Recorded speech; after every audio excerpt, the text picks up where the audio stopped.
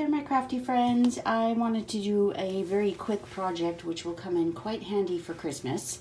If you're anything like me, you have just only started your Christmas shopping, so a gift card may be a good solution for you. So we are going to make a gift card holder. So I'm using the galvanized paper, and I have cut one 12 by 12 sheet down to 3 pieces of 4 by 12, so you can get 3 of these out of one sheet of 12 by 12 cardstock.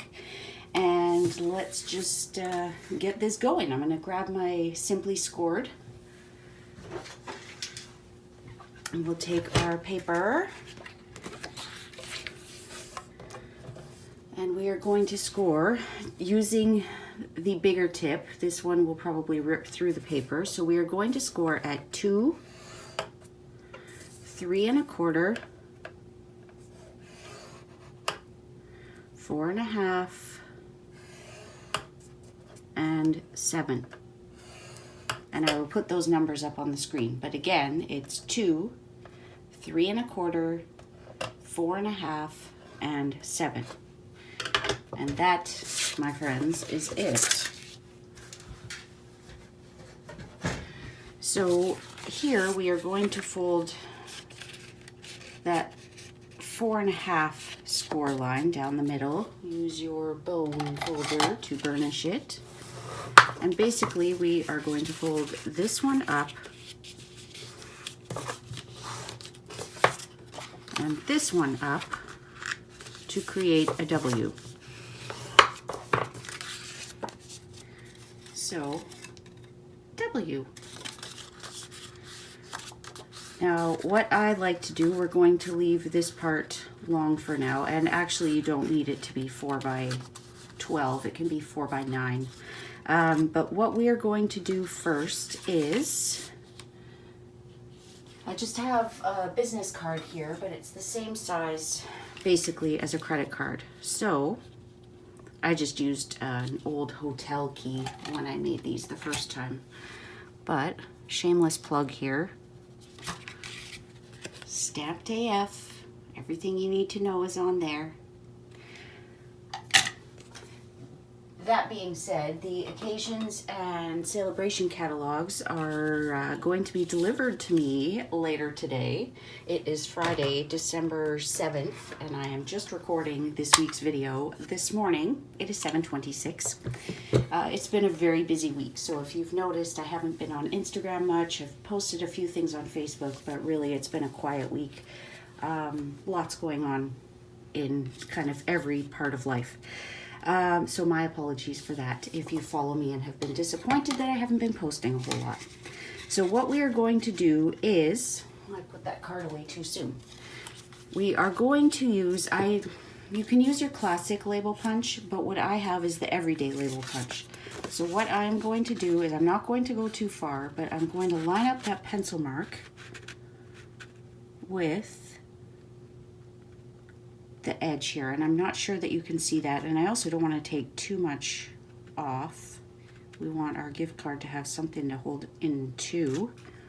So punch that, it's gonna go flying, and then line up. I don't know if you can see, I'm lining up my pencil mark with the very edge of the punch, and then with this one, again, you're trying to line up that pencil, but you're also trying to line up the bottom so that you don't end up with a little jag there. And I did. So what I'm going to do, instead of punching that and ending up with nothing, is just take a little nail buffing block and just sand it down.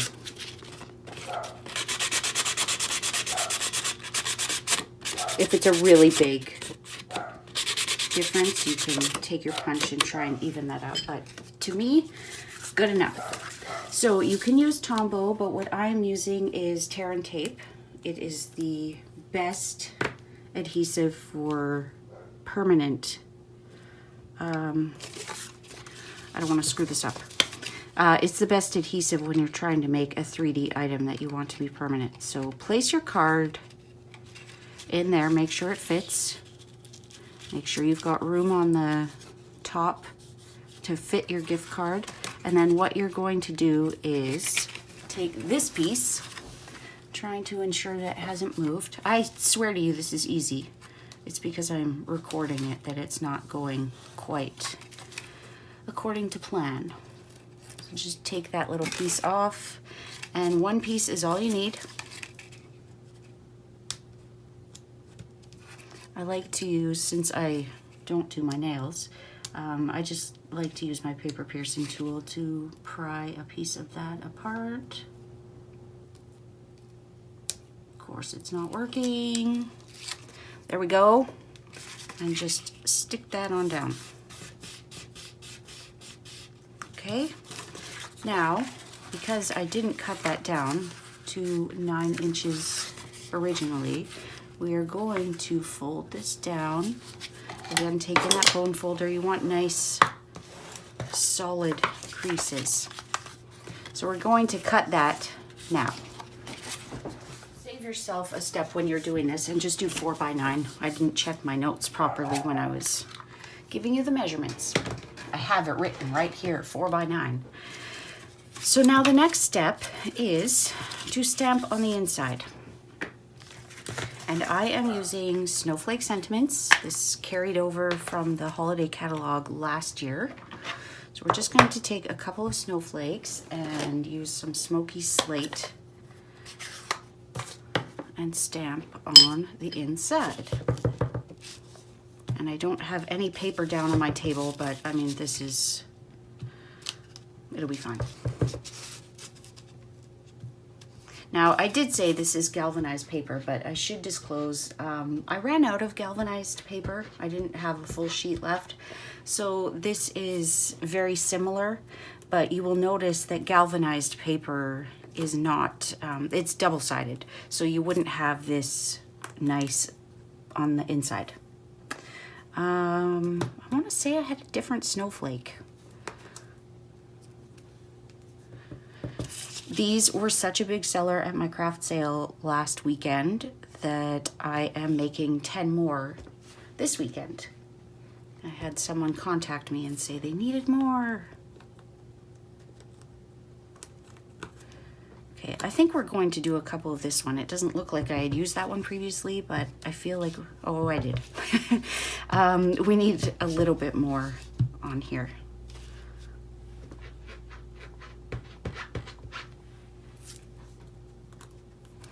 And then I'm just going to use a bit of the Frost White shimmer paint to make this, give it some shimmer on the inside.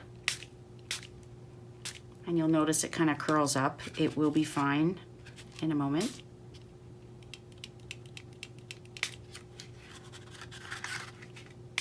Because of the high alcohol content, it will flatten out and it will dry almost immediately. So that is it for the inside. I'll give one more spritz at the top here. If you are in Canada and do not yet have a demonstrator and would like to get your hands on the new catalogs, please just send me an email at stampedaf@gmail.com. I can also send you the retiring list. And quite thrilled to say that Champagne Mist and Frosted White shimmer paint are carrying forward. So if you haven't gotten your hands on this yet, be sure to order some. The gold and bright copper are not carrying forward, but so happy to hear that my 2 favorites are. And we are going to use the adhesive sheets, and we're going to do a nice little front here. I'm going to take a piece of Whisper White thick cardstock, and we are going to use this gorgeous die. If I could get it off, we're going to use this one and place it on, well, place it this way.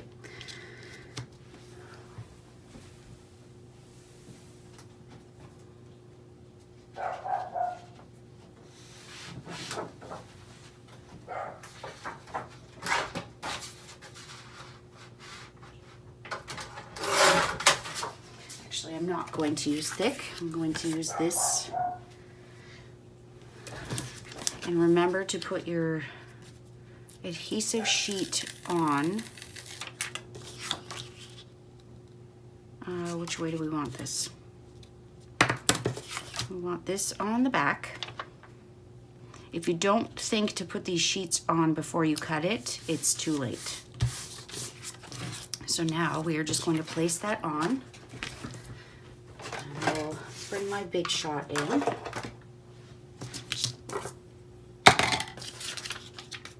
These sheets are fantastic when you remember to use them. So that we can get the most out of this sheet, put it right to the edge. And you're going to have your typical cutting sandwich here. So I've got my, oh, missing a plate. So I've got my Big Shot platform, my thin die adapter, bottom plate. Could use your magnetic plate here as well. Top plate. And if you're new to the world of Big Shots and die cut machines, if you come across resistance when you're cutting beyond what I just came across, please stop. Make sure that your plates are in straight and that everything is as it should be, because if you force your way, something is going to break, and that would be a tragedy. So we've got this ready. Just peel that apart. You can see that the backing is coming off quite easily, so it's now ready as a sticker. So I like to just grab my paper piercing tool again, put in all those bits right into my little garbage can so I don't end up with pieces of paper everywhere. Get the obvious ones out, and then what I like to do is take my die brush, which is great for getting out all those tiny little pieces so that you're not sitting there with your paper piercing tool for 3 days.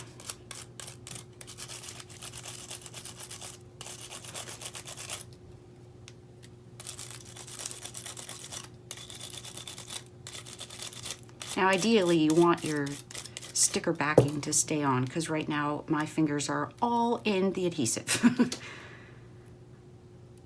Just straighten out any pieces that might have gone askew, pull off any little remnants, and we are good to go. So we're just going to stick this on here.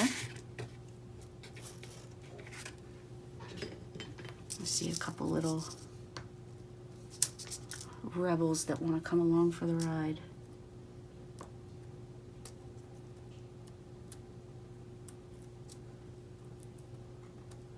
Which would mean that it wouldn't lay flat, and I want it to lay flat.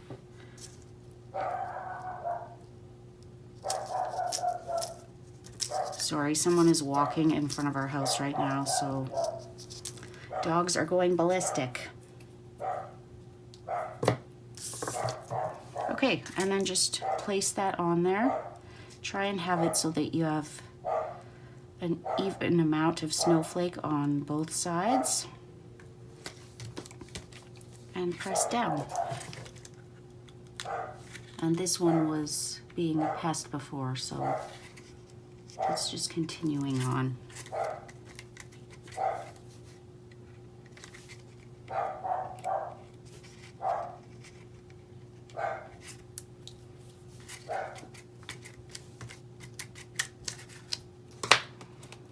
Okay, and then take some scissors. And I like to cut from the back side.